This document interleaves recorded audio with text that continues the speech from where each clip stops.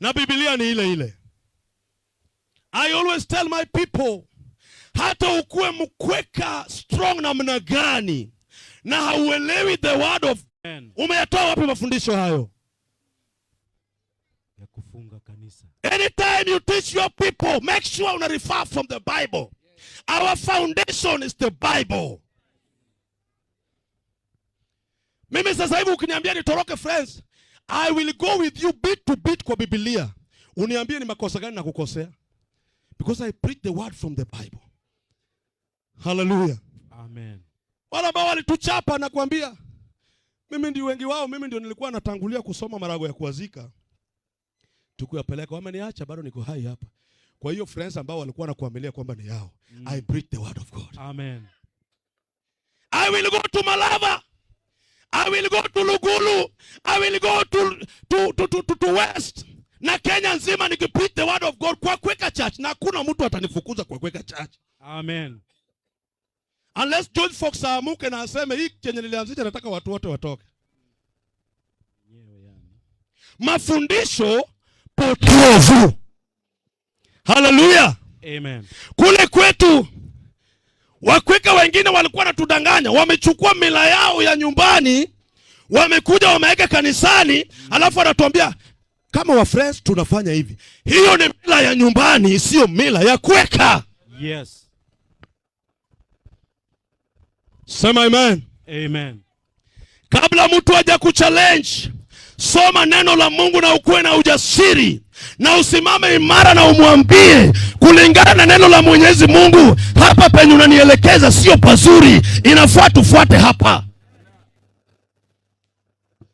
Bila Kristo kanisa halina maana. I wish tunge preach neno la Mungu kwa ukweli. Watoto wetu hawa hawangetoroka waende kujenga makanisa mengine. Kweka Church unaweza pata iko tu vile ilijengwa. Ilijengwa hiyo miaka wazee mmoja walikuwa wanapiga matofali peke yao. Kwa wanapiga matofali, wanatengeneza hiyo mlango ya mbao wanaweka. Wala ambao wameenda Kaimosi mnajua. Hata Kidundu, hata ya hapa sijawahi kuona, sijui kama ni ya missionary. Lakini ya Kaimosi na ile Kidundu, yani materials ambazo waliunda nazo ziko nzima mpaka leo. Hazijawahi haribika. Na walijenga kwa nguvu zao, wakipiga matofali, wakijenga kanisa. Na pale kwenu kijana, wewe siku hizi ni mwalimu, wewe siku hizi ni afisa. Vile baba zenu walijenga makanisa, bado iko hivyo mpaka saa hii. Na harambeza huko nje, mnapeleka 50,000 zinajenga makanisa ya wengine, na wewe umeacha mafundisho ambayo ulifundishwa pale kwa village. Umekataa kujenga kwenu. Ambia mwenzako Nyasaye gwedhi. Nyasaye wodhi. Mwambie Nyasaye ber. Nyasaye ber. Wewe ukiitwa nyumbani kwamba kuja tusaidiane, unasema baba, hiyo kanisa yenu watu wanalala, mimi nimepata kanisa lingine mpya. Hayo mafundisho umepata wapi? Wewe ndio unalala. Paulo aliangalia. Paulo akaangalia akasema, mbona mmekuja na mafundisho ambayo sio mafundisho ya Kristo? Kaeni ndani ya Kristo na mdumu ndani yake. Yes. Standing in the promises of God. Standing.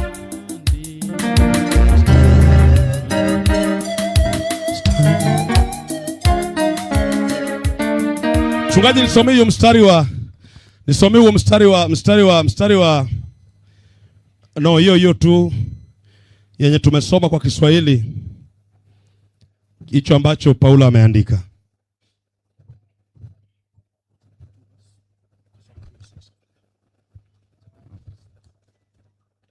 Colossians chapter 2 verses 6. Biblia inasema hivi: As you have therefore received Christ Jesus the Lord, so walk in him. Walk in him. Endelea. So walk in him. Verse 7 anasema rooted and built up in him, and established in the faith, as you have been taught, bounding therein with thanksgiving. Yes. Be aware lest any man spoil you through philosophy and vain deceit, after the tradition of men, after the rudiments of the world, and not after Christ. Good. For in him dwells all the fullness of the deity body, and you are complete in him who is the head of all the principality and power. You Amen. are in him. He is the head of all principality and power. There is no power that can work against the powers of God. Hakuna nguvu yoyote ambayo itafanya kazi dhidi ya nguvu za Mwenyezi Mungu. Na hivyo inamaanisha namna gani? Hata kama kuna wachawi wa malava ambao wamesomea uchawi wa dunia, ambao wamekuja kwa mkutano kwamba wavunje mkutano wa Mungu, hakuna mamlaka yoyote ambayo itakimbia kinyume na mamlaka ya Mwenyezi Mungu. Hakuna. Mambo mengi kijana, ukiambiwa mambo ya upuzi na watu ambao hawataki watu mema, lazima ukane na useme mimi nimesimama kwa Kristo, na hiyo mambo yako ya upuzi haitanishika kwa jina la Yesu. Hallelujah. Amen. Bwana Yesu asifiwe sana. Amen. Paulo anasema ya kwamba mkikaa ndani yake na mjidhibiti ndani yake, yeye akuna nguvu na mamlaka ambayo iko above all the principalities. Sio ya mwingine, ni ya Mwenyezi Mungu. Yes.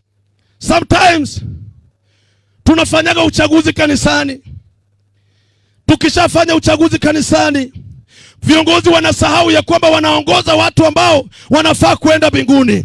Wanasahau ya kwamba wanaongoza watu wa Mungu. Wanasahau ya kwamba kuna mamlaka ambayo iko juu yao. Wanachukua kanisa, wanaishika kama yao. Wanatoa commands ambazo sio godly. Wanafukuza watu kanisani na kanisa linabaki bure.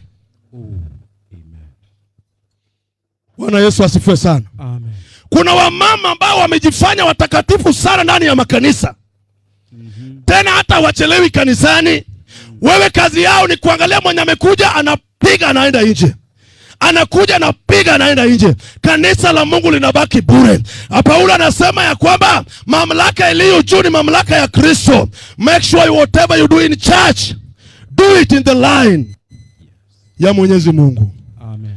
Mtu akifanya makosa kanisani, mrejesheni kwa upole, mfundishe kwa upole. Labda hajajua, mtengeneze vizuri ili kesho ashukuru, aseme hawa watu wamenilea, leo nimekuwa mzuri. Amen. Lakini wameweka tu mdomo kama mbwa mwitu. Power so.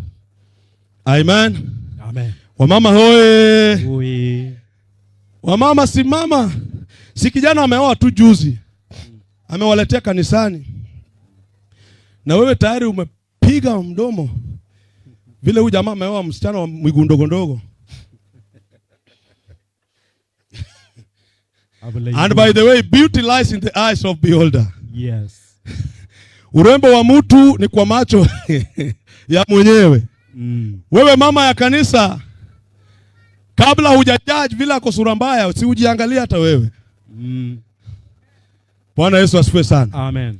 Sasa wewe unafanya huyu kijana anatoa bibi ya kwanza. Alete mwingine tena. Yule alikuwa mguu ndogo, huyu ni kichwa kubwa. Na hakuna mtu amewahi ambia mwingine amsaidie kubeba kichwa, si kichwa ni yako. Ukienda unaenda na hata kama ni kubwa, si ndio? Bwana Yesu asifiwe sana. Amen. Yaani kuna mbwa mwitu, kuna kinywele wamekaa ndani ya kanisa. Wao kazi yao badala ya kupeana mafundisho, wanafukuza watu, wanatoa ndani ya kanisa waende nje. Kinywele. Ndio kanisa imekaa tu na watu 15 hii miaka yote na wako very comfortable. Nyasaye yabe na imzekazo. They don't even worry ya kwamba viti vya kanisa hakuna vijana. Wamepotea wapi? Kwa sababu mmeweka mdomo ya kuwapiga vita mpaka mnawafukuza wanakaa nje. Amen. Bwana Yesu asifiwe sana. Amen. How can you be comfortable with 15 members in church? How? And you are just comfortable. Na huku nje watu ni wengi wanarandaranda. Why don't you teach them and bring them in? Walimu wa uongo. Wanasema umejua sisi kama wakweka. Umesoma wapi? Wewe ni mkweka wa wapi? Wewe umesoma hiyo kitu wapi? Mimi umejua mimi kitambo nikuwe friends paka saa hii. I'm telling you. Yes. It is God. God. Thank you. Amen. Na umejua sitoki. Amen. Watu wameniambia niende kufungua ministry. Sijui nitakuwa namna siendi. Hapo tu. Watu wako na vita huku nje. Hata wachungaji wakiona mchungaji mwingine anahubiri hivi, yeye pia anampiga tu kinyongo. Pole. Walimu wa uongo wako ndani ya kanisa, hawako nje. They are in the church. Yes. Moja sisi kama wa friends. Sisi kama wa friends. Sometimes unafunga kitambaa na unavaa nguo nyeupe lakini ndani uko na kamisi imechafuka. Wow. Wale wa roho wananisikia chenye nasema. Yes. Kama Mungu angekuja na picha, aanze kuweka video ya kila mtu utatoroka. Yes. Lakini wakikuja kanisani hao ndio watakatifu zaidi ya kila mtu. Yes. Wao ndio wanajua jinsi ya kufanya vitu. Yes. Lakini wanasahau ya kwamba Paulo anasema walete ndani uwafundishe. Maana Kristo yuko juu ya kila jambo. Amen. Tafuteni yaliyo juu. Walisema ati Wajaluo hawezi kaa kwa friends. Ati hii kanisa ni yetu. And by the way nyinyi Waluya mmetuuza.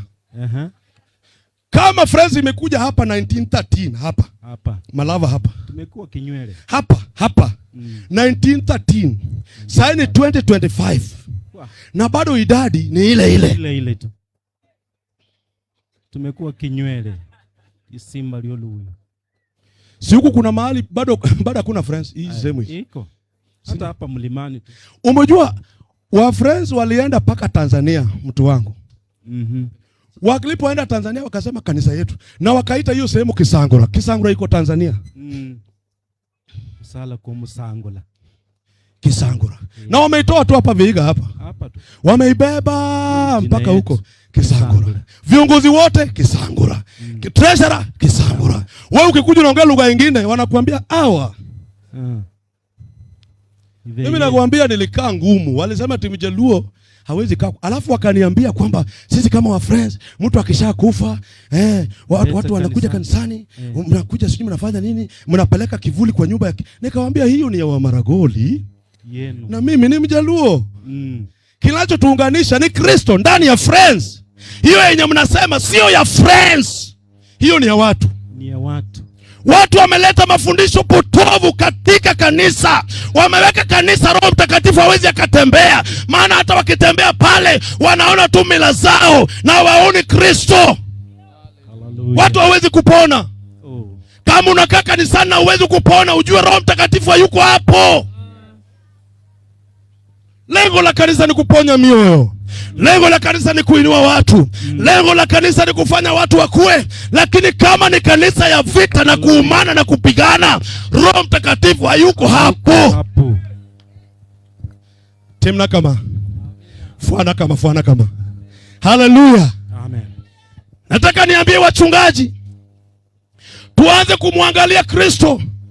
Wakati David Obori Mungu amembariki na anafanya kazi moja ya timu yetu, lazima ni msupport kwa maombi, niseme Mungu msukume Obori aende, kwa sababu akienda jina la Bwana linabarikiwa. Amen. Walikuwa wameanza hii ujinga kwa Paulo. Naambia Paulo, umejua tumeenda mahali tumepata mtu anafukuza mapepo kwa jina letu. Paulo akiwaambia bora wanaita Yesu, hao ni watu wetu. Amen. Amen. I am telling you my friends, mafundisho mengi ambayo tumeweka ndani ya watu hayatoki kwa Mungu, hayatoki kwa Roho Mtakatifu, yanatoka kwenye sehemu zingine. Paulo anasema ya kwamba mkae ndani ya Kristo and be rooted in him. Rooted. Pastor nilete ile root yangu ile. Nani ananipata? Are you getting me? Bewinja. Jothurwa umor. Winjo. Ting badi kama. Bere. Amen. Bera inya.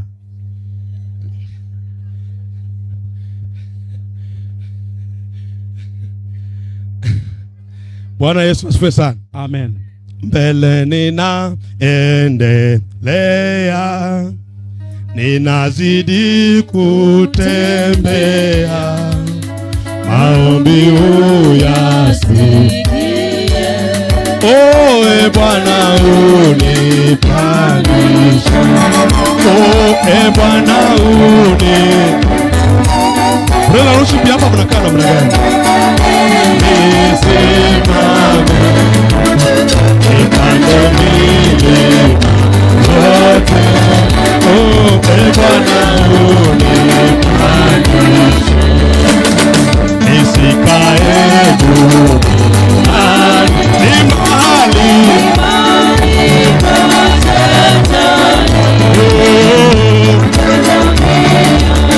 mbinguni nitafika.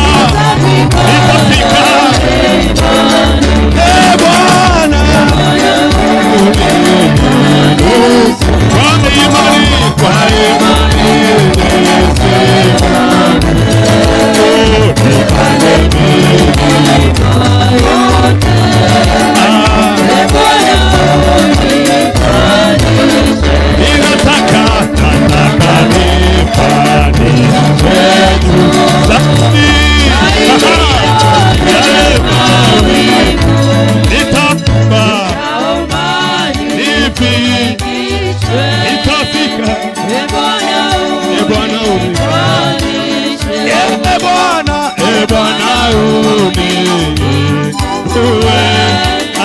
kwa imani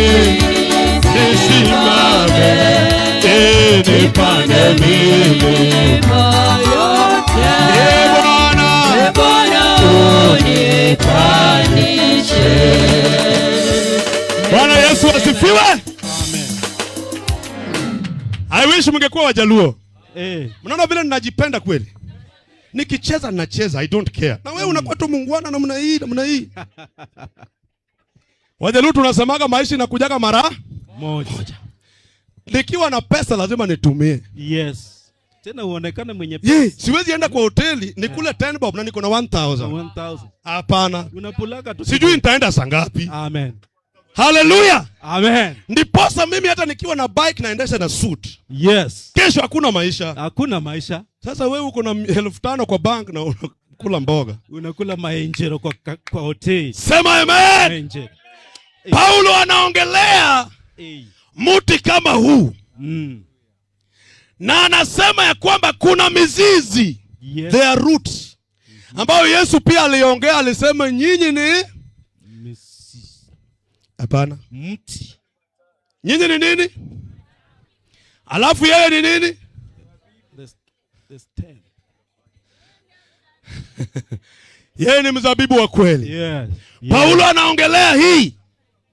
Na anasema ya kwamba nyinyi ambayo mulifundishwa na kumbe hamkusimama imara. Anasema wekeni mizizi yenu iende chini. Kama unatumia simu sema no. Niliwahi kuombea mtu paka simu ikapotea. Unatumia simu kumbe uko hapo. Niliwahi kuombea mtu simu ikapotea. So nikishataja hivyo ujue tu. No. Akasema nyinyi mizizi yenu iende ndani. Kwa nini Paulo akaongelea mizizi? Ni kwa sababu matawi haiwezi kametameta kama mizizi haichukui maji. Yes. Isomee Zaburi. Ninasoma Psalms chapter number 1 verses 3. And he shall be like a tree planted by the rivers of water, that brings forth its fruits in its season. His leaf also shall not wither. Ngendelea kidogo tu. His leaf shall not wither. And whatsoever he does shall prosper. Bas hapo. Paulo Daudi anasema ya kwamba mtu anayemshikilia Mungu Yeye ni kama mti kama hii iliyopandwa kando ya mto, na inapokuwa kando ya mto matawi yake yatanyauka na matunda yake yatatoka kwa wakati wake. Kumbe kuna watu ambao hawajapandwa ndani ya mto, wamepandwa kwenye mafundisho mabaya. Wao matawi yao unyauka na kudondoka. Haleluya. Amen. Kuna watu ambao wamepandwa kando ya mto, ina maana hawakosi maji. Kumbuka Yesu ni maji ya uzima. Yes. Yeye hanyauki.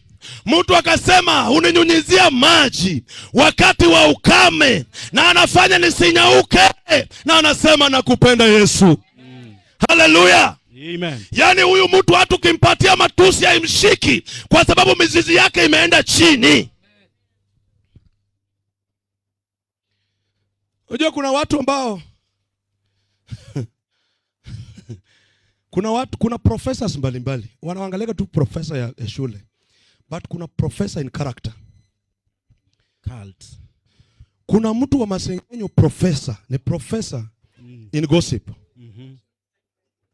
Ukiona mtu ambaye ukifika macho inafanya hivi, halafu anajaribu kubadilisha story nyingine na hiyo story haingii, jua huyo ni professor wa masengenyo. Alikuwa anakuongea na umetokelezea. Yes. Anajaribu kuleta story nyingine lakini haingii. Umemshika dafrao. Professors kwa masengenyo. Unasengenya wewe ni mzee wa miaka 50, unasengenya kijana wa miaka 10, miaka 20. Mwana. Unatafuta nini huko chini? Mchukuu. Bwana Yesu asifiwe sana. Amen. Walikuwa wanasema masengenyo ni ya wamama, lakini ukweli ni kwamba masengenyo hata wanaume pia ni professors wa masengenyo. Siku hizi wanaume wako hatari sana. Mekaa tu mahali kazi yako ni kuongea tu kwa mtu. Umejua unaongea kwa mtu mpaka akipita mbele ya watu anasema tu ni ukweli huyu mtu anakuwaga hivi na bila anakaa mnono hivi. Kumbe huyu mtu nani wewe ndio umekuwa chanzo cha masengenyo ya kuharibu watu. And the Bible says chenye umepanda ndicho utakachovuna. Wewe unaposengenya watoto wa watu hata wako pia hawataendelea. Sengenywa.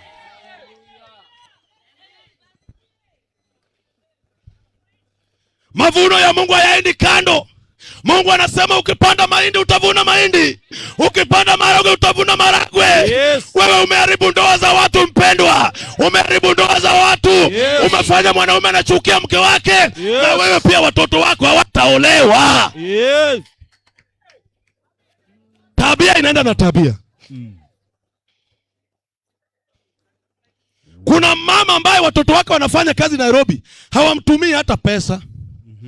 Kwa sababu yeye pia kuna kitu alifanya huko nyuma na hajawahi kuomba msamaha. Mungu anafunga watoto wake wasimtumie pesa, lakini mama mkwe anatajirika na jengewa mpaka nyumba. Tabia uliyofanya zamani unavuna matunda yako. Wow. Halo. Nikinona kuna shida. Ukikonda dawa imenikubali. Nikikonda pastor, yes. Ndio kuna shida zaidi. Ndio shida zaidi. Wase na kuluwaya. Sema amen. Amen. Madhabahu hapa sema amen. Amen. Hallelujah. Amen. Professors in gossip. They are professors too without a degree. They are professors. Mtu ameandaa harambee. Wachangie mtoto. Mtoto hana makosa na mtu. Wewe umeanza kutembea kwenye umepewa barua. Huyo mtu amepata pesa ya miwa juzi 60,000. Amepeleka wapi? Mama anangoja harambee watu hawakuji.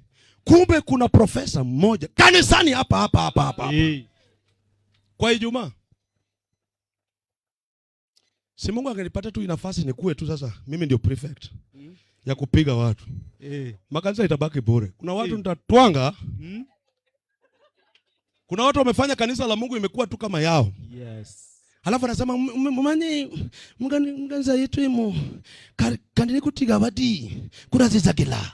Hata tukibaki wawili jina la Mungu bado litabaki wawili, mtabaki na nani? Rafiki yake. Kanisa ni ya kila mtu. Yes. hata mtu akikuja kama ni mlevi, ameingia ndani ya kanisa, ameingia mahali pazuri. Yes. Mpokee, mfanyie nursing, mfundishe, encourage him. Watu wakienda kwa baa wanapataga marafiki wazuri. Umewahi ona mtu anaendaga kwa baa hana hata shilingi moja na anatoka kama amelewa? Yes. Leta kama tulivu. Kanisani utaingia na njaa, utatoka na njaa zaidi. Hey. Hallelujah. Wadozi ni wadozi, maskini ni maskini. Hallelujah. Amen. Bwana Yesu asifiwe. Amen. Watu ambao hawana mizizi na wako ndani ya kanisa wanasukuma vitu kwa nguvu zao. Wao hata wakati wa uchaguzi wao ndio wanajua. Ati uwi Khena khota. Sisundi awa dabe. Yeye ndiye anajuaga vile watu wanakaa kwa area.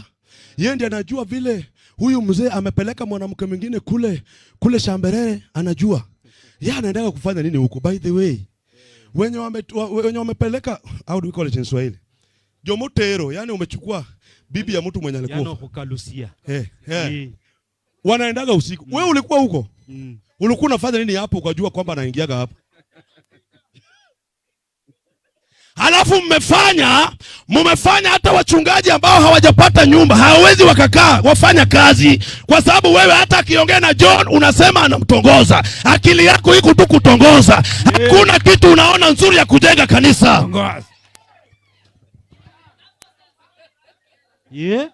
Kalushiraho. Bwana Yesu asifiwe. Amen. Watu ambao mizizi yao haijaenda ndani, hiyo ndio kazi yao. Wewe ambao unajua chenye msichana wangu anafanya Nairobi, akiniletea TV unasema huyo mjua ni malaya Nairobi, yule amepata sponsor. Na wewe msichana wako yuko wapi? Si kila mtu akona msichana wake. Wewe wako yuko wapi? Uwezi tengeneza nyumba yangu. Ezekia kaambiwa tengeneza mambo ya nyumba yako. Yes. Amen. The root that has not gone deep. Bwana Yesu asifiwe sana. Amen. Hawa watu ambao wanakunywa sumu, wanakunywaga sumu kwa sababu ya rejection. Rejection from people. Fellow people wenye wanajua. Wewe uko nyumbani, mtoto wa mtu amekuja conference, wewe ndiye unajua alikuwa anatembea na Shishundi. Wewe ulijulia wapi? Mahubiri ambayo ilihubiriwa haujui. Main speaker ni nani hata hujui, lakini unajua alikuwa anatembea na yeye karibu sana. Niliona wakinunuliana chips, mawazo ya ujinga.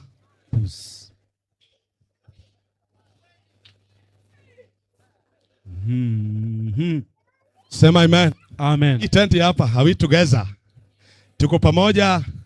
Bwana Yesu asifiwe sana. Amen. Kuna wimbo ambao unaimba nasema ya kwamba nasemaje? Ujue kwa maombi yako mimi nitasimama tena. Ujue kwa maombi yako utabarikiwa. Ujue kwa maombi yako mimi nitasimama tena. Ujue kwa maombi yako utabarikiwa. Usifurahi juu yangu, adui yangu kapo mimi nitasimama tena.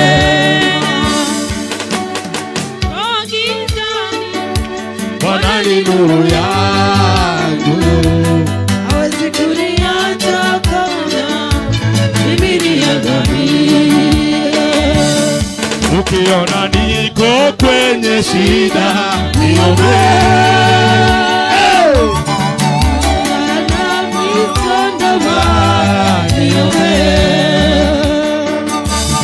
Biashara haina faida.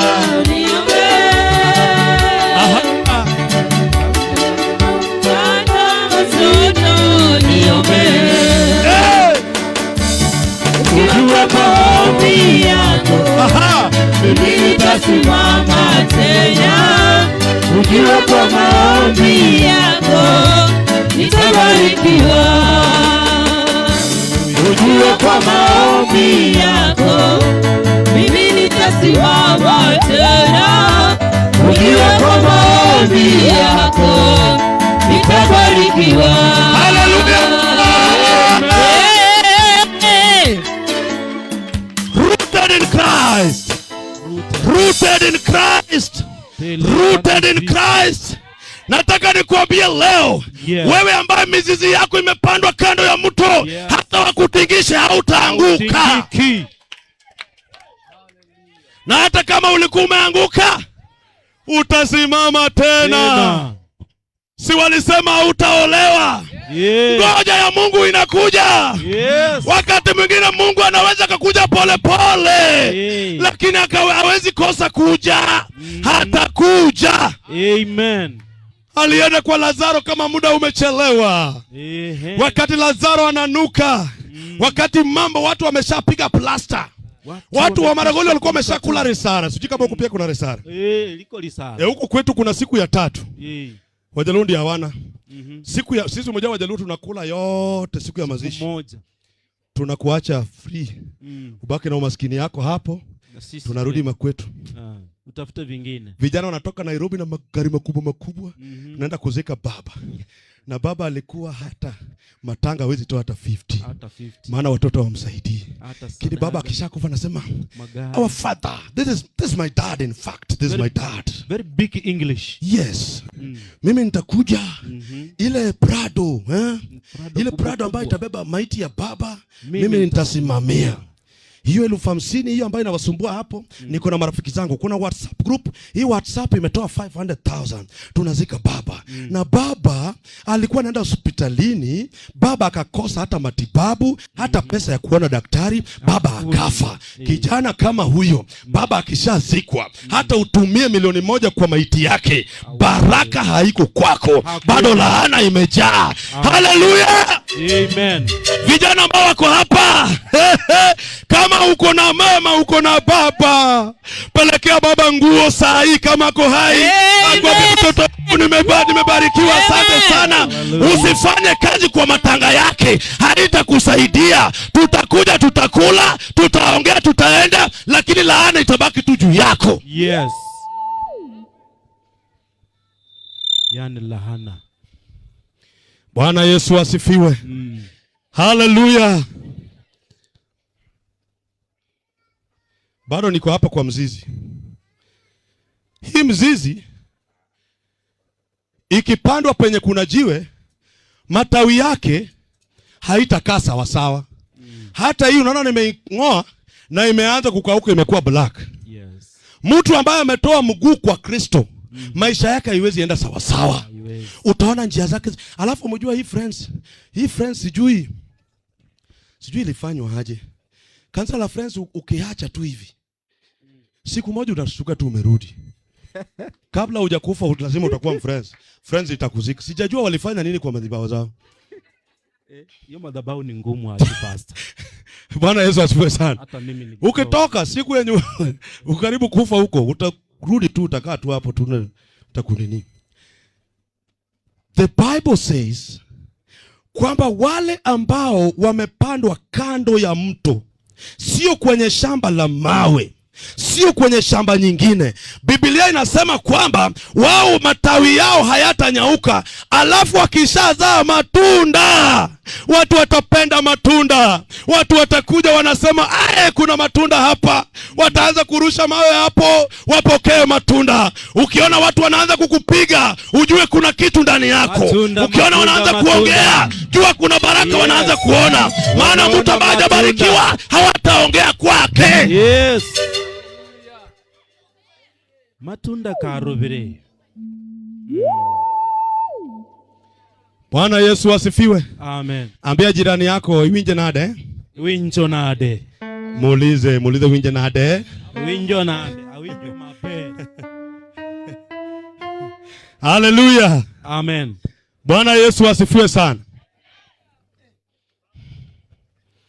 Bwana usemu yangu rafiki yangu wewe. Aha. Katika safari yangu tatembea na o pamoja na wewe, pamoja na wewe, katika safari yangu tatembea na wewe. ani hapa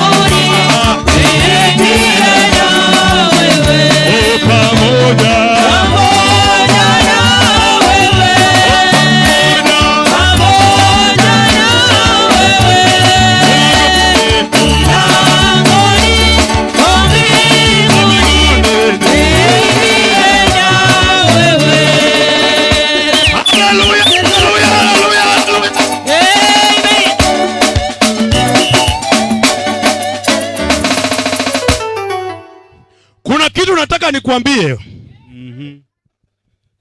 ama tumalize twende. Tenti ya chini ni ngumu sana. Ama tumalize twende. Kuna mtu mali yake ilibaki hapa ya 400.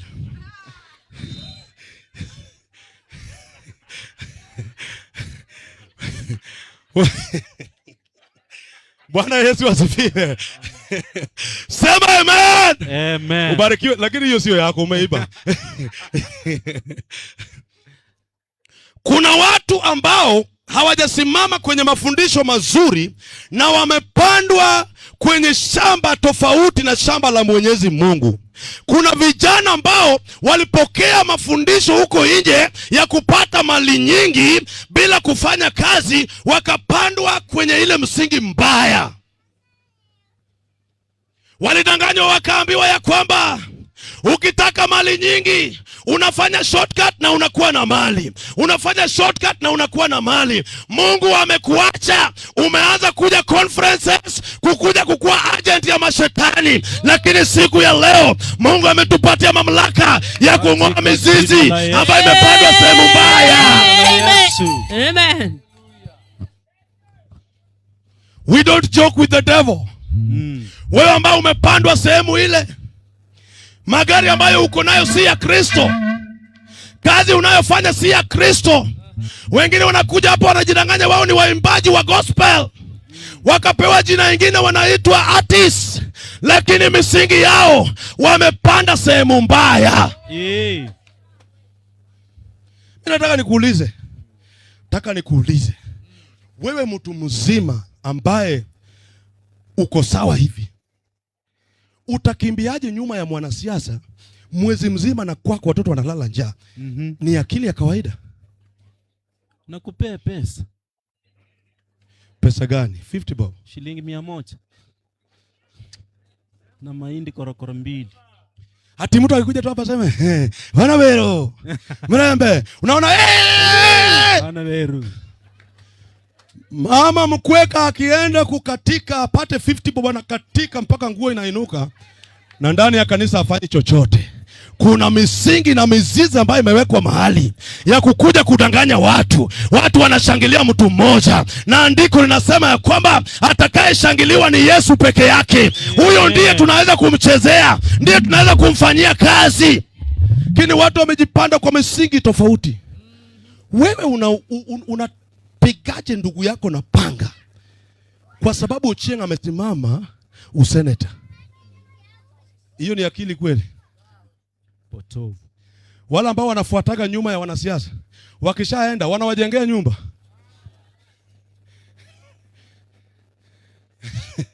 Wanangojaga ukisha kufa sanduku itatolewa. Yes. Maana sanduku inatolewa mara moja. Niliwaambia jana mtoke kwa mambo ya kusema nyinyi ni Gen Z. Gen Z ni pepo. Tukue Gen Z, generations of Christ. Sio watu ambao wanaona bunduki wanasema oh, unatoa shati wanaenda wanapiga paka magoti, tiaga zinapigwa wanaruka nayo. Ni akili ya kawaida. Hapana. Tangu wakatike miguu. Tangu wakatike miguu. Kuna mwanasiasa amewatembelea? Hapana. Mama zao wale ndio wanangangana na wao. Kijana sema amen. Bwana Yesu asifiwe. Amen. Generations of Christ. Yeye kwa hizo vitu vya kuharibu muda. Yeye ataenda shambani alime, ambie Mungu nisaidie nipate mavuno yangu hapa. Akienda shuleni anakaa shuleni anasoma. Lakini wale ambao wamepandikizwa sehemu mbaya wakienda university. Siku moja nikapita pale Kakamega. Nikienda kuhubiri pale Central Yearly Meeting.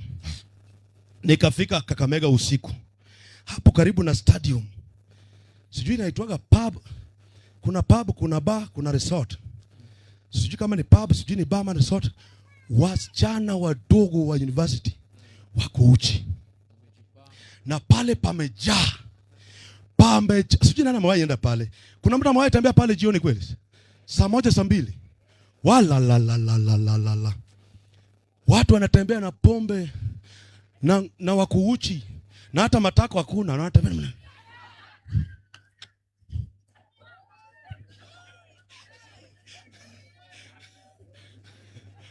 Bwana Yesu asifiwe sana. Amen. Wasichana ambao mnatembea uchi, hata mimi ukinipatia ndizi yenye imetolewa maganda siwezi kula. Labda iko na sumu. Yes. Ndizi mzuri iko na maganda yake na imeiva smart. Hallelujah. Hata ukiniletea machungwa ni mimi mwenyewe ninatoa maganda. Ndio hiyo sasa. Lakini nyinyi wasichana ambao mumekaa tu supermarket, nyinyi muko tu. And in fact uonangi aibu. Ulifundishwa class 6 ukaambiwa kuna private part na kuna public opinion. Sasa wewe private imekuwa public na public imerudi private. Unatafuta market gani jamani? Market siku hizi imechafuka, soko imeharibika. Soko ni chafu. Kuwa msichana mzuri, msichana ambaye amekaa sawa sawa. Wacha kutoa ngozi. Hiyo iko kwa Ujaluoni kwetu kule, kutoa ngozi kwa macho, kufanya bleaching. Paka umekuwa mweupe tofauti. Sura nyingine tofauti na sura zote. Avocado iko hapa, chungwa iko hapa na nyanya iko hapa.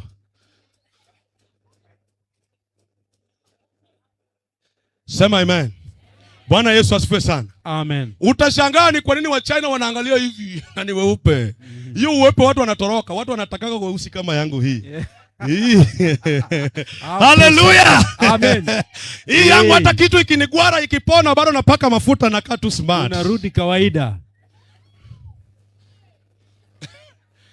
Sema amen. Amen. Are we together? Yes. Mwekolo bembanga hallelujah. Mwekolo bembanga hallelujah. Mwekolo bembanga hallelujah. Mwekolo bembanga hallelujah. Oh mwekolo bembanga hallelujah. Mwekolo bembanga hallelujah. Mwekolo bembanga hallelujah.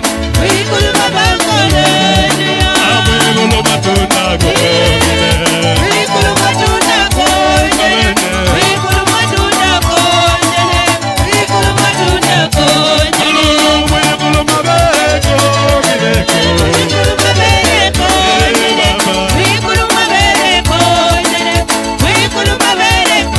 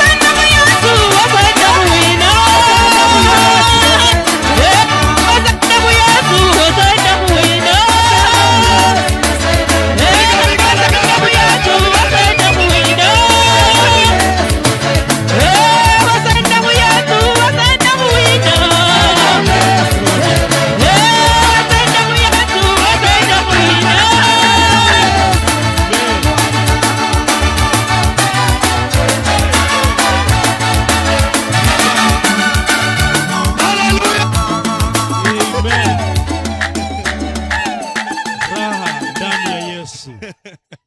Bwana Yesu asifiwe. Amen. Uliza mwenzako, je, unabarikiwa? Mmebarikiwa. Unaona siku ya leo, siku hii ya leo, tunataka tung'oe mizizi iliyopandwa kwenye uharibifu na tuweke kwenye mizizi iliyopandwa kando ya mto. Amen. Amen. Kijana, unaweza kuteseka. Wewe watu wanaandikwa kazi, wewe unaangalia tu. Yes. Watu wanafanya mambo, wewe unaangalia. Kumbe kuna mtu alikutoa akakupandikiza kwenye mizizi mibaya, mizizi ya uchawi. Oh yes. Ana kucontrol tu bila anataka. Wewe unafikiria kuna certificate zako, kumbe zinapumzika kwa mtungi kwa nyumba ya mtu. Zimewekwa hapo. Unatafuta kazi paka unatokwa na jasho. Mimi nakuuliza, nani alikuandikia ya kwamba wewe ndio unachimba makaburi ya watu kwenye matanga usiku?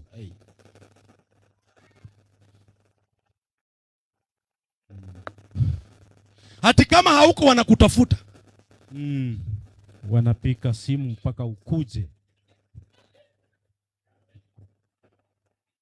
Bwana Yesu asifiwe. Amen.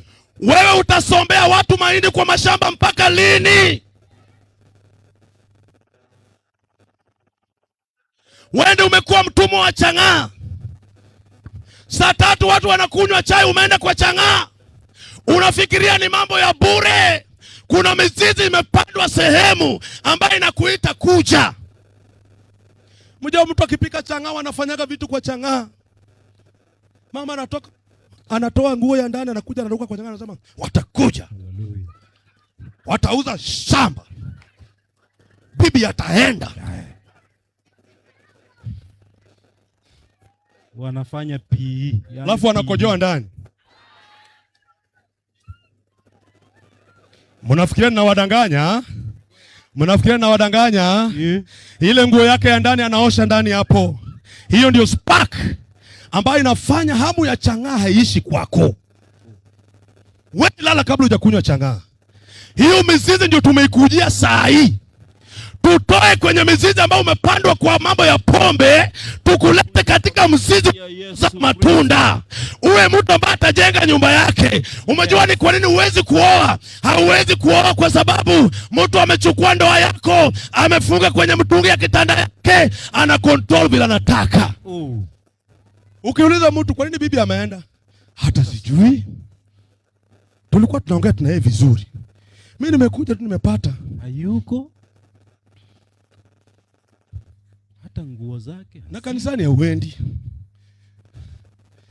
Umejua vile uko na certificates kijana? Msichana. Unajua vile umesoma? Na pale kijijini unafanana tu na watu wa area. Masomo haikusaidii. Umepandwa kwenye misingi ya mizizi ya zinaa. Umepandwa pale. Hiyo team inakucontrol. Hao ndio wanaongea kwa maisha yao. Hao ndio wanafanya, wanasema vile wanataka. Kwa sababu wako na remote ya maisha yao. Maisha yako. Wakitaka ukae unakaa. Wakitaka utembee unatembea. Kuna watu ambao hata usiku hawalali, anazunguka tu kwa nyumba, hakuna penye anaenda, remote inampeleka, inamwambia tembea tembea tembea. Akikuja kulala hakuna usingizi. Leo hii tunabomoa hiyo misingi hiyo iliyopandwa sehemu. Tunakuleta kwenye msingi ya Yesu. Noba nende mangana gogo genyeka wibisi mukusaya sula wolela wana babantu nakono ya mipango hiyo noba nende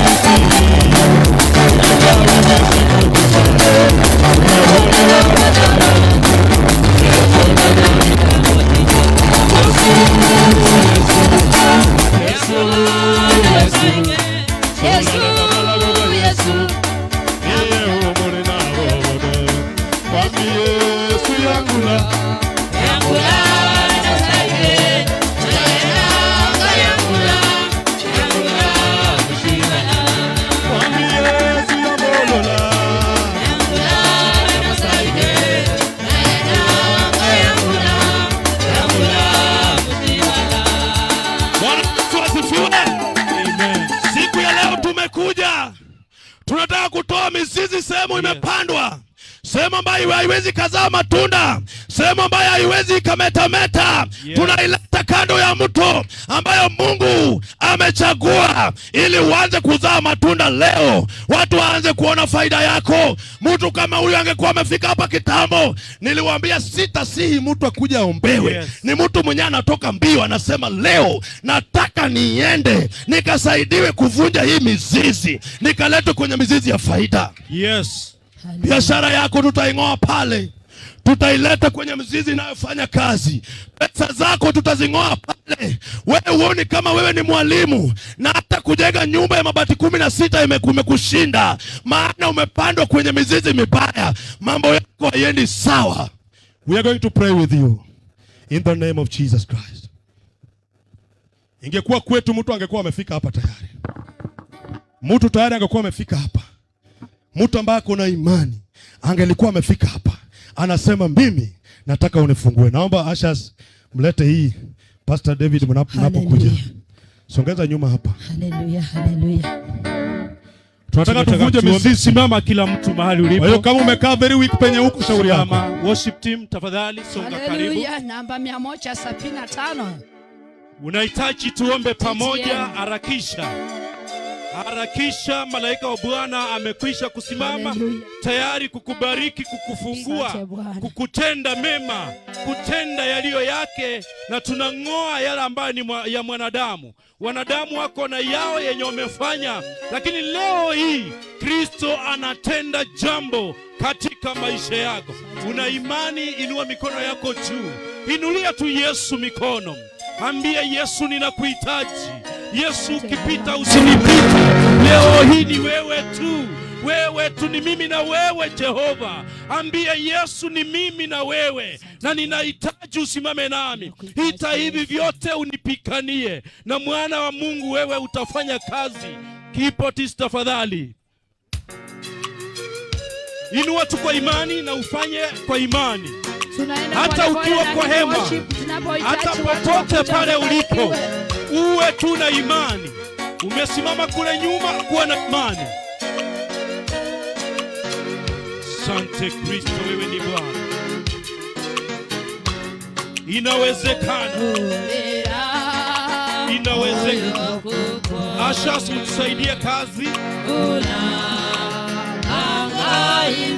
Ashas mtusaidie. Songeni mbele kidogo, songeni mbele hapa, songeni mbele hapa. Patiana nafasi. Songa tupeane nafasi kwa wale ambao wako nyuma. Songa tu. Kuwa na imani, kuwa na imani, kuwa na imani. Kuwa na imani. Kuwa na imani mahali hapa umebarikiwa. Kuwa na imani, Bwana yuko pamoja na wewe. Leo hii ndio siku yako. Leo hii ndio siku yako. Siku hii ndio siku yako. Siku hii ndio siku Yesu yuko na wewe. Siku hii ndio unaenda kupikaniwa. Siku hii ndio unafunguliwa. Siku hii ndio unabarikiwa. Siku hii ndio utaona mwanga wa maisha yako kwa imani. Ambia tu Yesu kila ambacho unahitaji. Mwambie tu. Ambia Yesu chenye unahitaji. Ambia Yesu kila ambacho unahitaji. Ukiwa hapa usiimbe, nahitaji kwamba uambie Yesu. Waimbaji wako, ambia Yesu. Ambia Yesu hitaji lako. Kumbuka tu hitaji ambalo linakutatiza. Na inawezekana. Leo hii itawezekana. Leo hii utafunguliwa katika jina la Yesu. Leo hii unaweza kuachiliwa. Leo hii utatiwa uhuru. Leo hii utaona mwanga katika jina la Yesu. Yesu wako yuko hapa. Nyota yako iko hapa. Nyota yako itangaza. Leo hii kuna uwezekano. Lilia Yesu. Piga hata nduru kwa Yesu. Usiaibike. Usiaibike ukaona mwenzako ukaaibika. Muone Yesu. Asante Mfalme, wewe ni Bwana. Achilia upako wako Jehova, achilia neema, achilia malaika Bwana, katika jina la Yesu, katika jina la Yesu. Wewe ni Bwana Simba wa Yuda. Sikia sauti ya mtuyu, sikia sauti hiyo Bwana, sikia hiki kilio Jehova. Wewe ndiwe Bwana, malaika wa Bwana. Asante Mtakatifu, wewe ni Mungu. Katika jina la Yesu.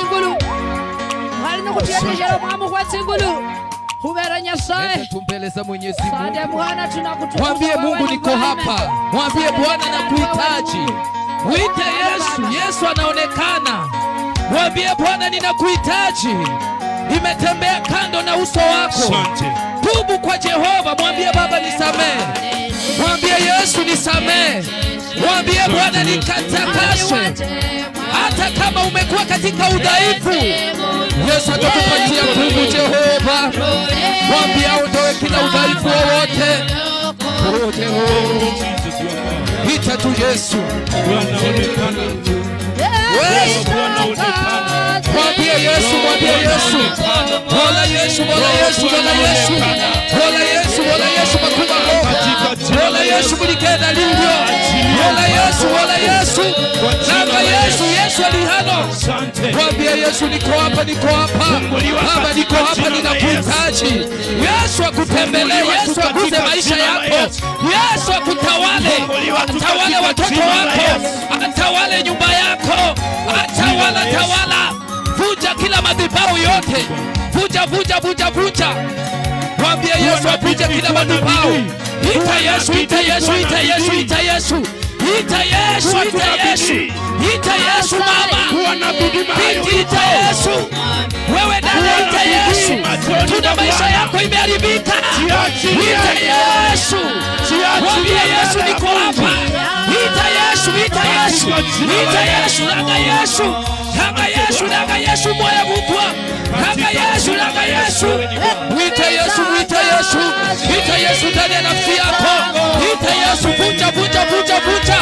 Vuja kila kiburi. Vuja, vuja, vuja. Fungua. Fire. Fire. Fungua katika jina la Yesu. Fire. Katika jina la Yesu. Fire. Fire. Fungua, fungua, fungua, fungua, fungua, fungua, fungua, fungua, fungua, fungua, fungua, fungua, kwa jina la Yesu Kristo. fungua, fungua, Weka bidii mahali ulipo, weka bidii. Weka bidii mahali ulipo.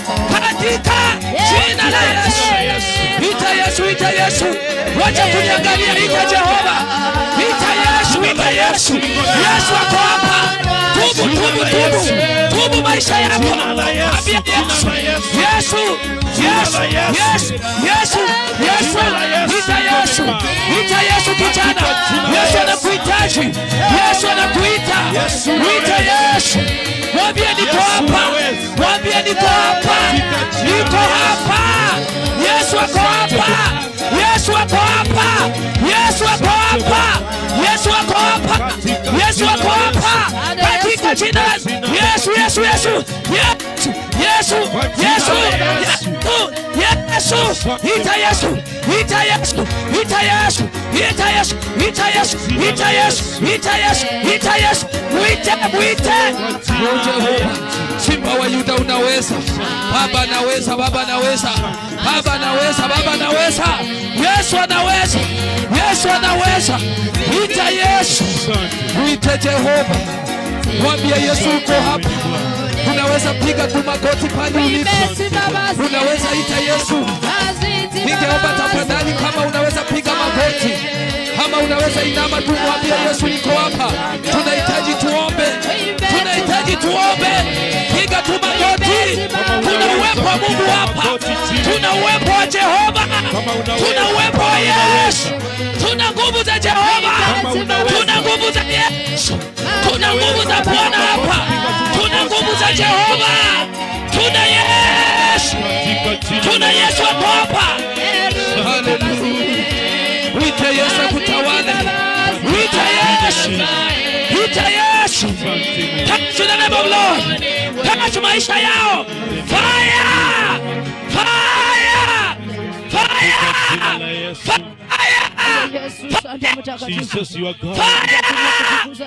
Yesu ni Bwana, mfalme wa amani, muweza wa yote, mjeza wa yote, mfalme ambaye ana nguvu, mfalme ambaye ana nguvu, mfalme ambaye yuko na nguvu.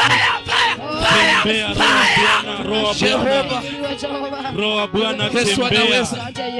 Roho wa Bwana, Yesu anakuhitaji. Tembea hapa. Roho wa Bwana Tembea hapa. Roho wa Bwana ambaye yuko na sasa. Roho wa Bwana ambaye anaweza kufungua. Kamata kila nguvu. Roho wa Bwana kamata kila nguvu. Kamata kila nguvu. Kamata kila nguvu. Kamata kila nguvu. Kamata. Katika jina la Yesu. Roho Bwana ambaye ana nguvu. Vita Yesu. Yesu anaweza. Tembea, tembea, tembea. Tembea, tembea. Tembea, tembea. Tembea, tembea. Tembea, tembea. Tembea, tembea. Wachilia uwepo. Wachilia uwepo. Wachilia uwepo. Wachilia uwepo. Wachilia uwepo. Wachilia uwepo. Wachilia. Wachilia. Wachilia. Wafungua waliofungwa Jehova. Kila kamba zote Jehova. Kila nguvu za giza zote. Yesu unafungua. Baba wachilia. Yesu wachilia. Wachilia. Wachilia. Touch in the name of Lord. Touch in the name of Lord. Touch nguvu za giza. Touch kila hata. Touch mapepo yote. Watembelea hata kona Jehova. Kwa sababu wewe ni Bwana. Unaweza. Yesu unaweza. Yesu anaweza. Mwambie tubu. Kanyaga, kanyaga, kanyaga. Kanyaga kila uwepo. Kanyaga kila giza. Katika jina la Yesu. Teketeza, teketeza. Haribu kila madhabahu. Kila madhabahu yote. Kila madhabahu. Kila madhabahu. Kila madhabahu. Kila madhabahu. Kanyaga madhabahu. Madhabahu ya wachawi. Madhabahu ya waganga. Madhabahu yote. Kila madhabahu. Kila madhabahu. Kila madhabahu. Tunashusha. Tunashusha. Tunashusha. Tunashusha. Leo hii unabariki. Leo hii unatenda unaweza. Yesu unaweza, unaweza. Baba unaweza, unaweza. Takasa huyu dada. Takasa maisha yake. Tembea ndani ya maisha yake. Achilia kibali. Achilia kibali. Achilia kibali. Teka kila nguvu. Teka kila mapepo. Teka anga zote. Kwa jina la Yesu. In the name of Jesus. Fire in the name of Lord. Katika jina la Yesu. Teka anga yote. katika jina la Yesu. Neema yako inatosha. Kwa neema katika jina la Yesu. Asante Jehova. Wewe gusa maisha yao. Wewe gusa mahitaji yao. Yesu waguse. Baba waguse. Yesu gusa maisha yake. Kamata kila anga. Kamata mapepo. Kamata visirani. Katika jina la Yesu Kristo. Fungua maisha yake. I set you free. In Jesus name.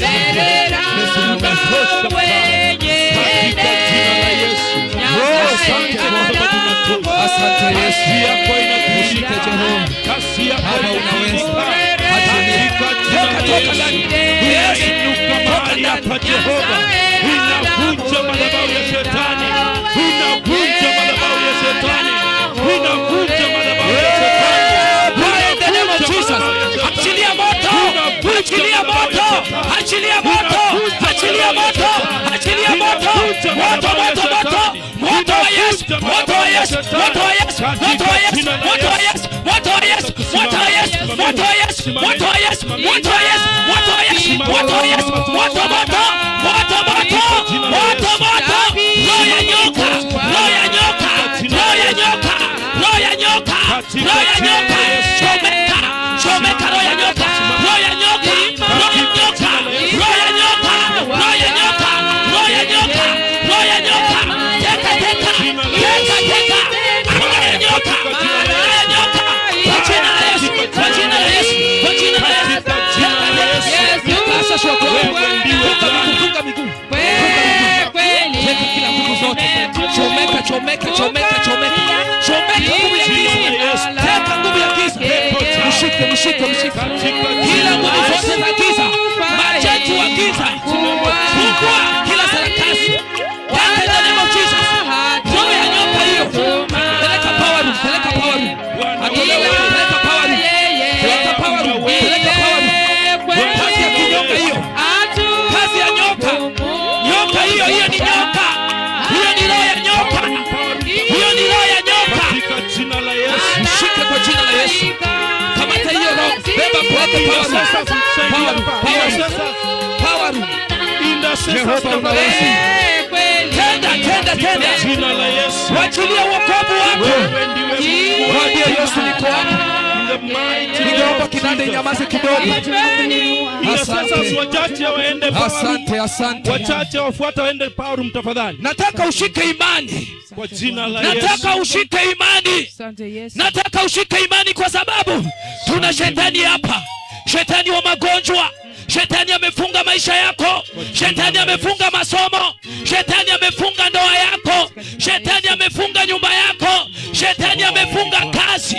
Leo hii tunatangaza mamlaka yote ya kishetani. Nataka ushike imani. Baba, kwa jina la Yesu. Jehova unaweza. Yesu unaweza. Baba unaweza.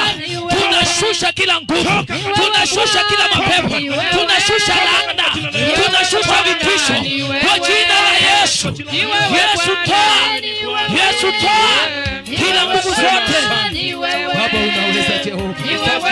Asante Jehova. Baba unaweza Yesu. Tembea katika umati Bwana. Achilia kibali Yesu. Achilia nguvu zako. Ashas wako wapi? Ashas wapeleke hiyo mama kwa power room. Asante Jehova. Kuna mtu anaitaka akuje hapa. Kama kuna nafasi, bado kuna nafasi. Bado kuna chance ya mwisho. Chance bado iko ya mwisho. Asante Jehova. Ni wewe Bwana, ni wewe. Asante Yesu.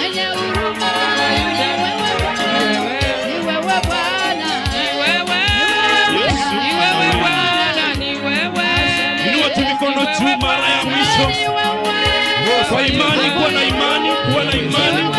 Malaika wa Bwana anataka kupita mara ya mwisho. Malaika wa Bwana anapita pale. Chunga sana wasikupite. Malaika wanaenda kupita mara ya mwisho. Ni mara tu ya mwisho malaika anapita. Malaika wa uponyaji. Malaika ambaye yuko na nguvu. Malaika ambaye ana uwezo. Malaika wa kufungua. Kuwa tuna imani mahali ulipo. Kuwa na imani. Kwa imani tu. Asante Bwana. Tarajia uzembe leo. Katika jina la Yesu.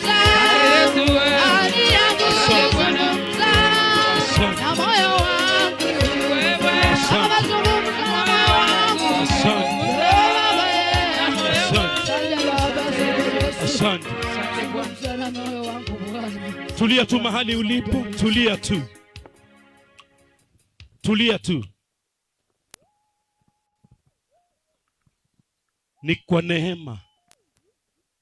Ni kwa neema. Hiyo neema ikikufikia unafunguliwa. Na leo hii Mungu ameweza kutenda. Naomba tu mchungaji aombe ombi la mwisho. Bado tunaendelea na maombi. Nataka ufumbe macho yako. Utafakari ndani ya maisha yako. Ni sehemu gani umefungwa? Angalia kuanzia kwa masomo yako, maendeleo yako, shamba unayotumia, bidii ambayo unafanya. Unafanya bidii sana lakini huoni matunda.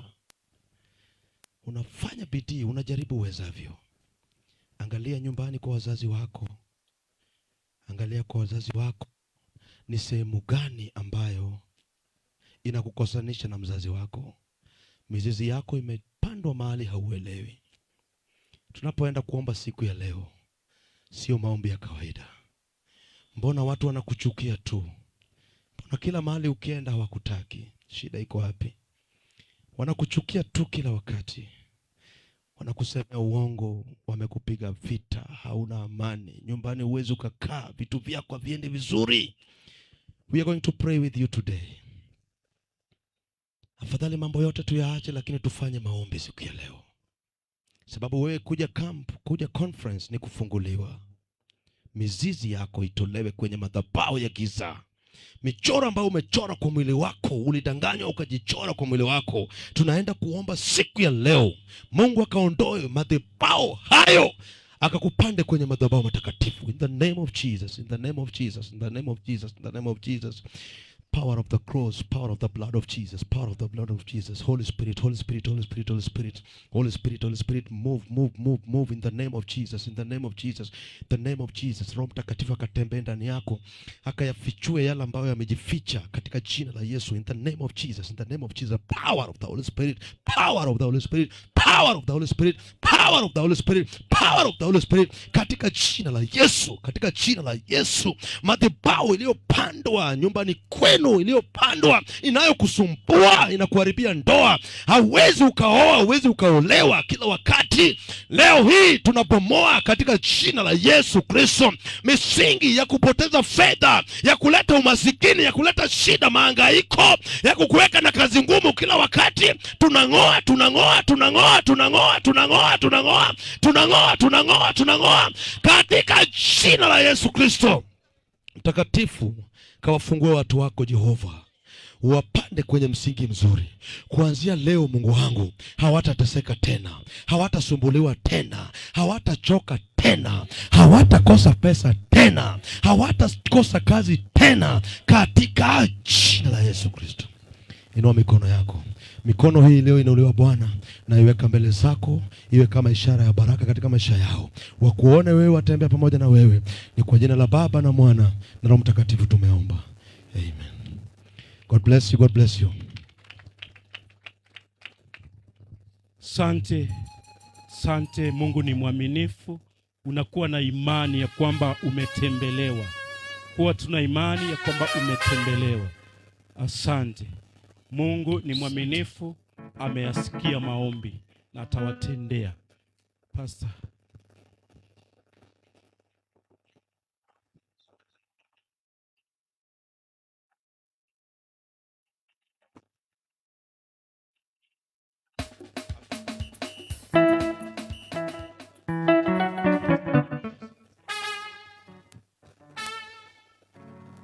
Bwana Yesu asifiwe. Bwana Yesu asifiwe.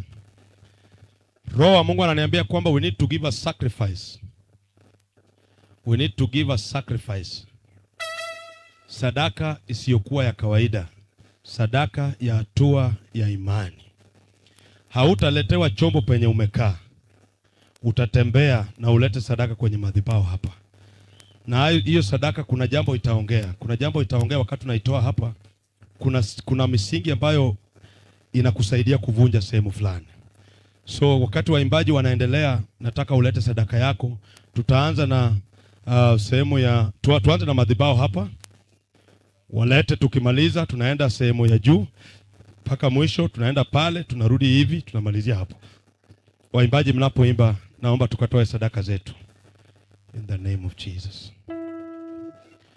Piga hatua na ulete kutoka kwa madhabahu tafadhali, haraka haraka tafadhali.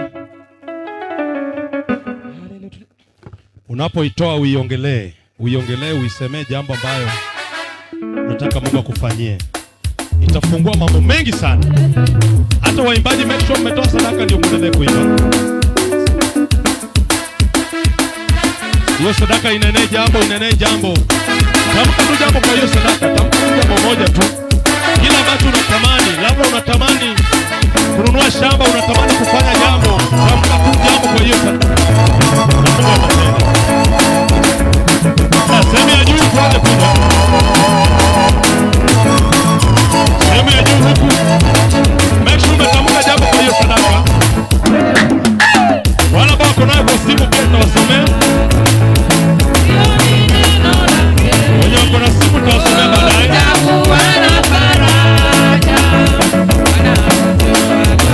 Tamka jambo kwa hiyo sadaka. Baraka nyingi. Baraka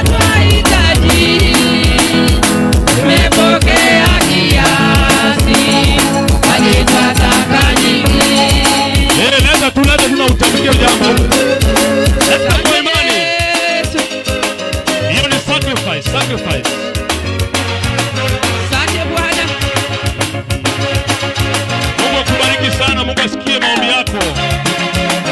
Tamka jambo kwa hiyo sadaka, tamka tu jambo.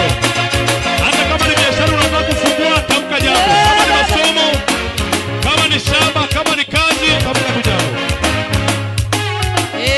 Kutakuwa na baraka, ufufuo twataka, mabonde na milima, Mungu anyeshe Mungu hizo baraka, baraka nyingi. Oh, baraka twahitaji. Oh, tumepokea kiasi, bali twataka nyingi. Nipigie Mungu makofi. Tamka tu jambo kwa hiyo sadaka ukitoa. Wale wako nayo kwa simu naenda kusoma account number. Kutakuwa na baraka, siye Bwana, kuburudishwa twataka, na Mungu ayapo Bwana. Baraka nyingi, hizo baraka twahitaji. Tumepokea kiasi, bali twataka nyingi. Pigia Mungu makofi unapotoa sadaka yako.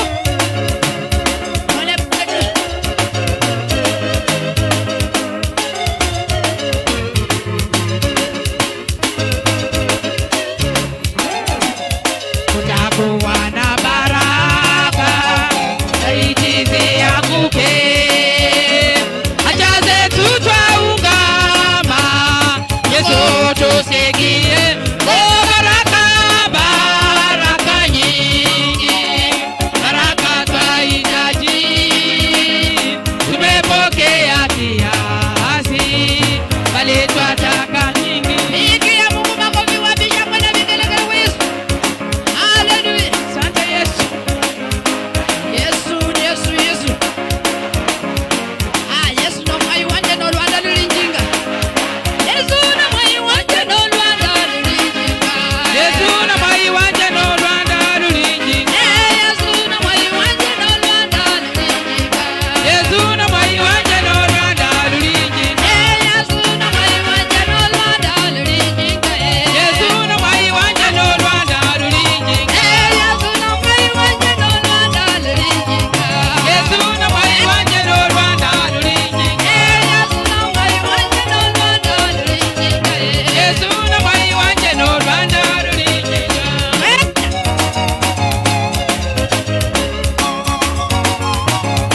Wale ambao wako nayo kwa simu, paybill ni 42222.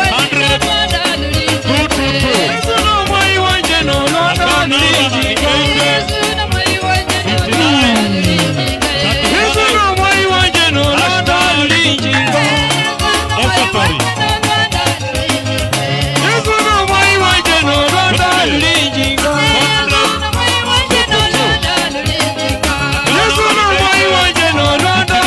ni 35. Weka hashtag offertory.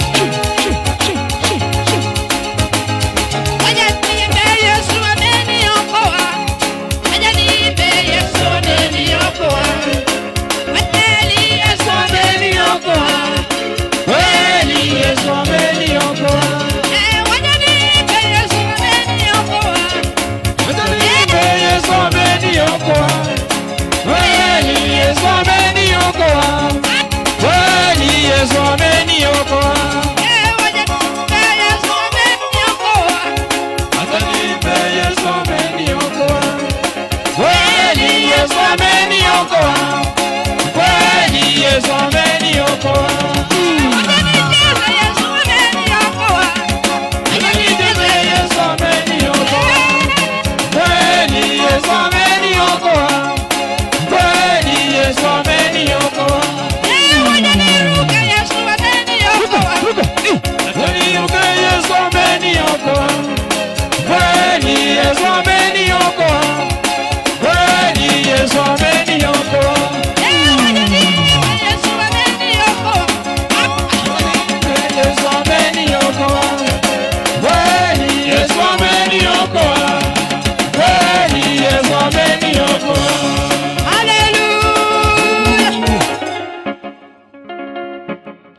Bwana Yesu asifiwe.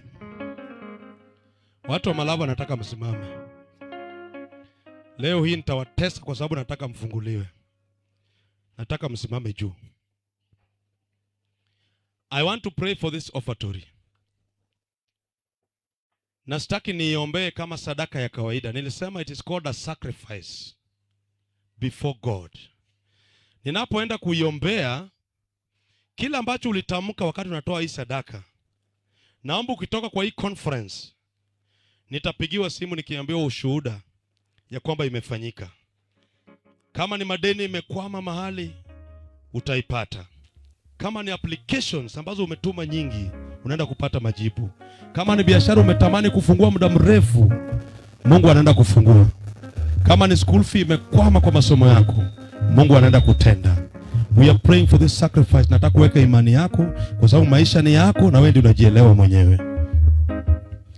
Nimeinua sadaka hii na dhabihu hii mbele zako Mungu wangu.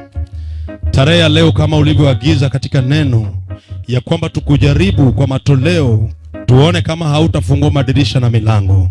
Nimeileta mbele zako Bwana baada ya kilio cha watu wako.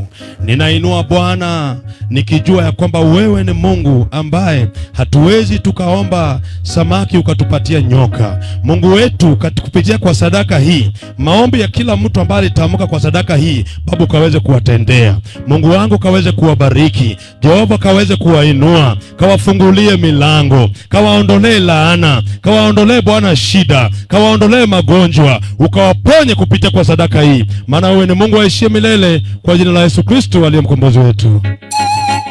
God bless you.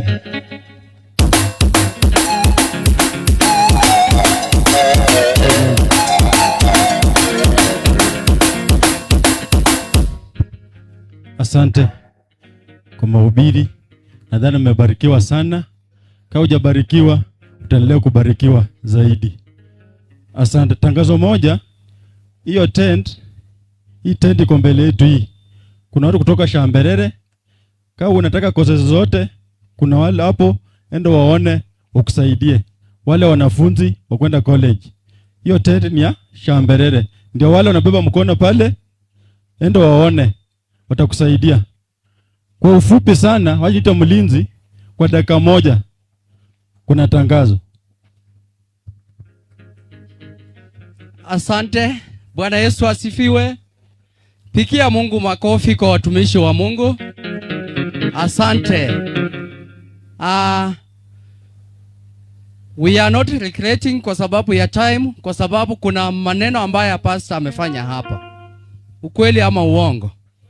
Siko hivyo? Pikia watumishi wa Mungu makofi tena. Asante.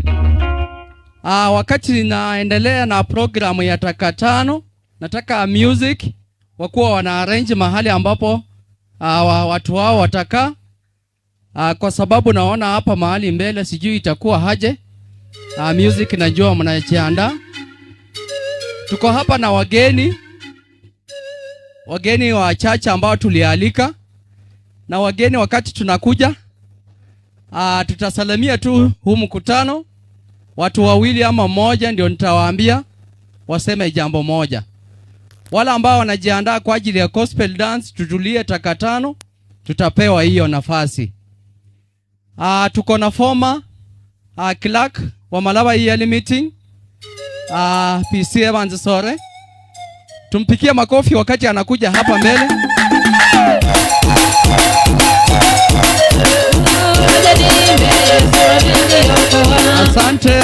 Asante.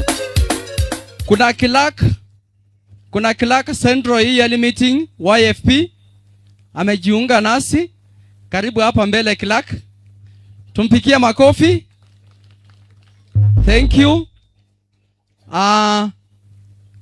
Kuna former account clerk, songea hapa mbele. Nimeona kweka main president, songea hapa mbele. Alafu former YFP treasurer, tusongea hapa mbele. Hao wengine watasalimia tu, waseme jina. Hao wawili ndio wataongea kwa ajili ya huu mkutano. Asante.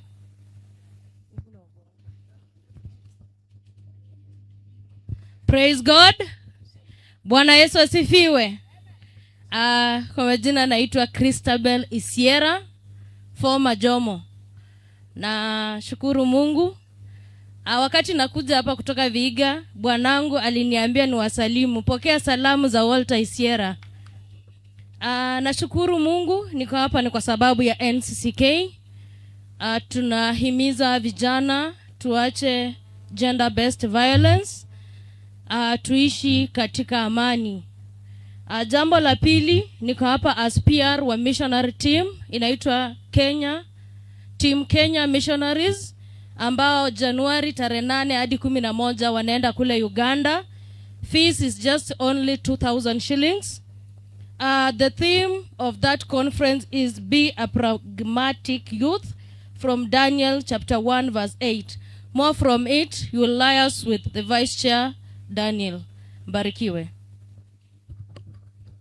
Bwana Yesu asifiwe. Vijana, Bwana Yesu asifiwe. Wacha tuweze kusalimiana hewani. Bwana Yesu asifiwe. Asante. Nashukuru Mungu kwa kunipatia uzima siku ya leo. Akaniwezesha nikafika mahala hapa tuweze kushiriki nanyi pamoja siku ya leo. Nashukuru sana. Afisi yetu tunashukuru kwa kazi nzuri ambayo mnafanya. Hata wahubiri wote kwa kazi ambayo mnafanya tunasema asante. Majina yangu naitwa Doreen Mandila, aliyekuwa treasurer. Mbarikiwe sana. Bwana Yesu asifiwe. Asifiwe tena. Kwa majina naitwa Alfred Muyumba. Mimi ndio chairman or president of Kweka Mena Malava Yearly Meeting. Nilikuwa nafikiria nitafika hapa mapema nisikie uchumbe wa main speaker. Unfortunately nimepata kama nimemaliza. Nasema asante kwa delegates wote ambao wamefika hapa. Na najua hii mkutano imekuwa ya muhimu sana kwa maisha yenu. Kwa maana mahali mnaelekea si rahisi. There are so many obstacles.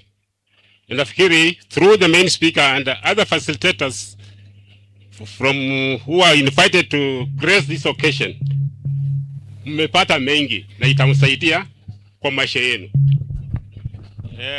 Nikimalizia nataka kusema you understand your position. 2, respect your age. 3, defend your name. Those are the areas you are supposed to operate on. Because where you are going, there are many challenges, particularly for you, youths. See, Raisi, some have come here because someone has told you to come and meet here. Don't divert your way from what you are come here for. Respect your father, respect your mother, respect God. Yeye ndiye atafungulia wewe njia ya maisha yako ya baadaye. Respect your teachers, your lecturers, and don't divert.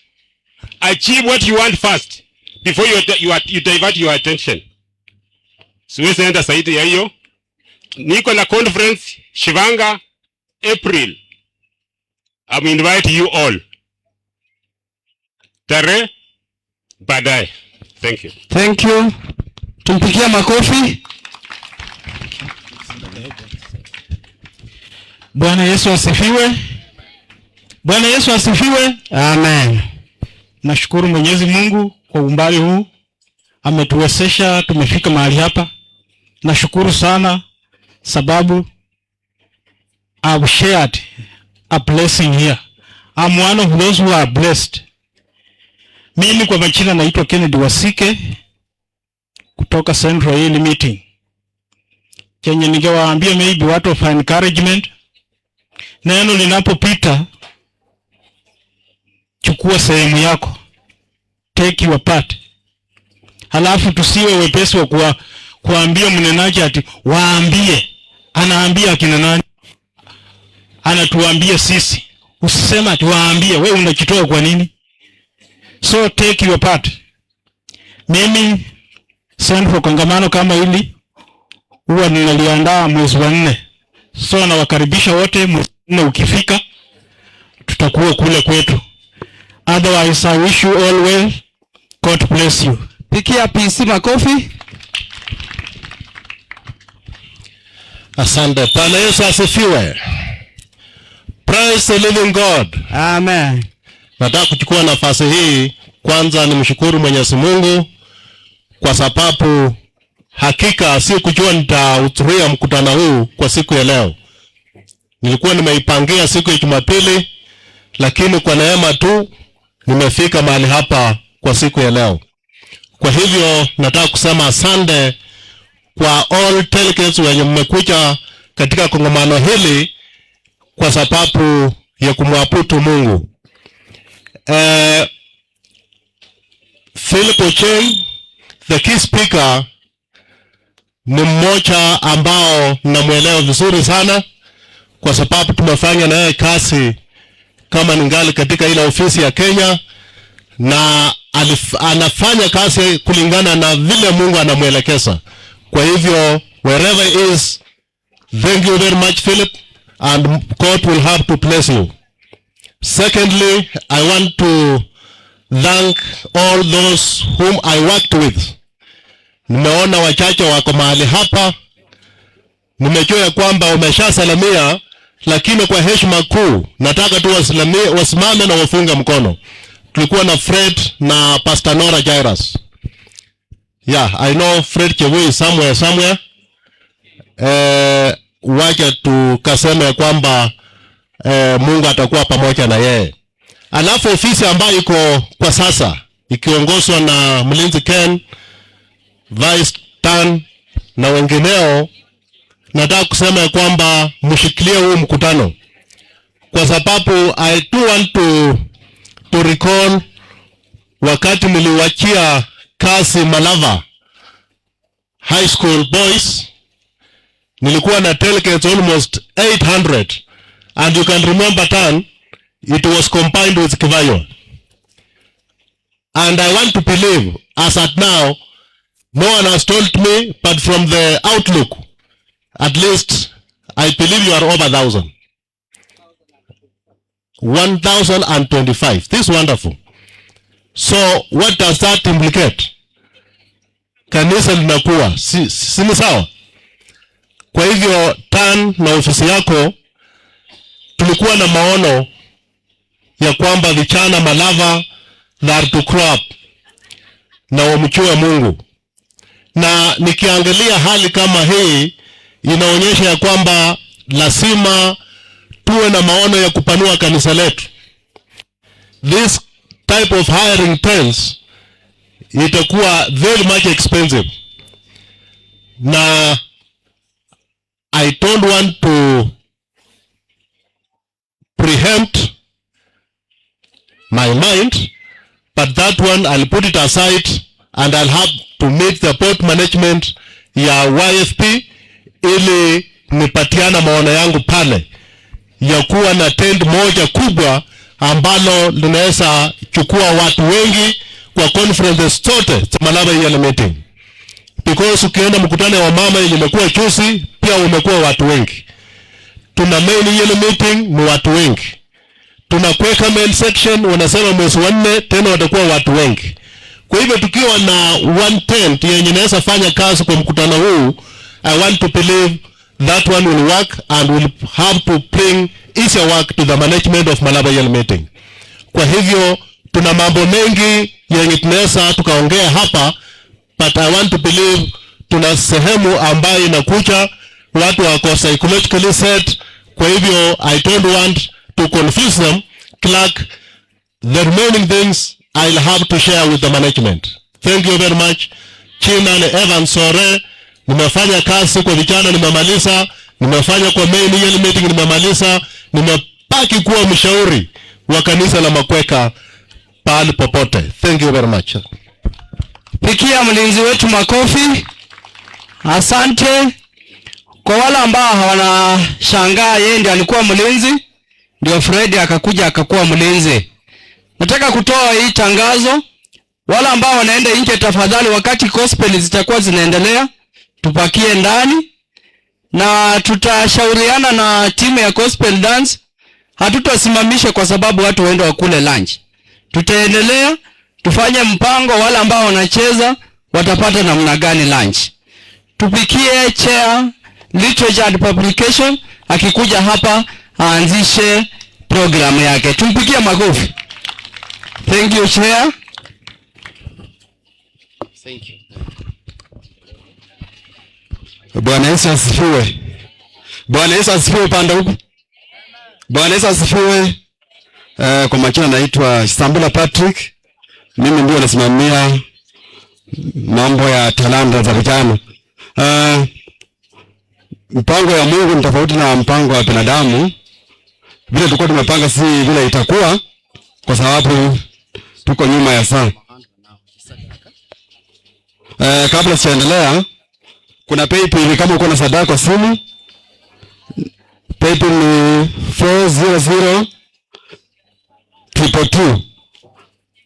Alafu account number 8805935. Alafu naweka hash offering. Kwa hivyo tuko na entry 55 na nataka yote tumalize before saa 12. Wakaguzi wameshafika na wako na ujuzi. Wamesema ya kwamba bila nimwambia jana ya kwamba tutatumia mtindo kama wa shule. Nataka the first, wakati sasa anakuja kusoma hapa, the first 10 gospels dancers, the first 10 nataka upange laini hapo in the next 5 minutes. Ninapobadilisha hawa watu wangu wa media, unakuja upande huu upange mlolongo hapa na tuanze hiyo kazi mara hiyo. Alafu kuna kelele hapo kwa hema sana. Nataka gospel ya kwanza itoka hapa. Gospel dance ya kwanza itaanza hapa, kutoka hapa. Nataka watu 16 kutoka hapa. Kwa sababu mimi naongea unapiga kelele. Then mtaanza kunisumbua hapo. Nini. Wacha nikuone. Amen. Haya. Sasa hii nafasi ni yangu sasa, si ndio? Si kupembeleza. The first 10 monthly meetings na walinzi wao utapanga laini hapa. Tumebadilisha, tunatumia hapo kwa sababu nasema ya kwamba hapa mahali si pazuri sana. Sawa. Kwa hivyo section 1 karibu usome the first 10 entries na kazi ianze. Bwana Yesu asifiwe. Naitwa Kevin Lando. Tasoma za kwanza 10 monthly meetings za kwanza 10 ambazo zitachukua muda wa dakika 5 kujipanga. Wao wamefoleni pale. Teresia monthly meeting itakuwa ya kwanza kwa stage. Chegulo monthly meeting. Mabusi monthly meeting. Mukangu number 4. Number 5 kwa stage Kakoi monthly meeting. Number 6 kwa stage Muhuyu East monthly meeting. Number 7 kwa stage Nguvuni monthly meeting. Number 8 kwa stage Burundu monthly meeting. Then followed by Shipala monthly meeting. Alafu 10 Shikulu monthly meeting. Kwa hivyo tafadhali tuchukue muda mchache. Wale ambao wana train kule nyuma kwa madarasa kule kwa kiwanja kule kwa kona, hatutakuita mara 2 mara 3 tafadhali. Tumesoma 10 za kwanza. 10 tu za kwanza. Hizi 10 zikiisha nitakuwa nimesoma.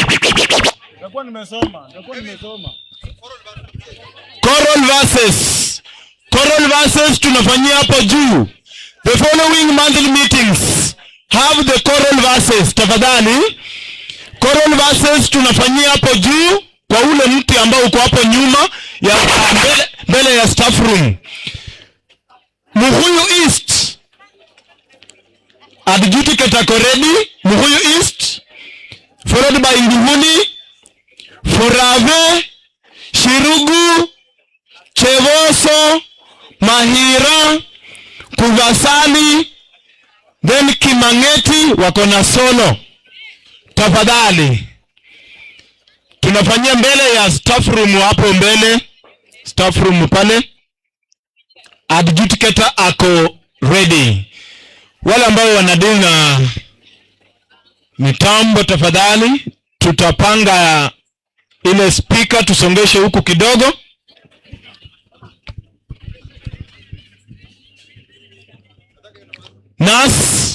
Nasi yako, daktari yako hapo ndio. Huyo Lumbasi.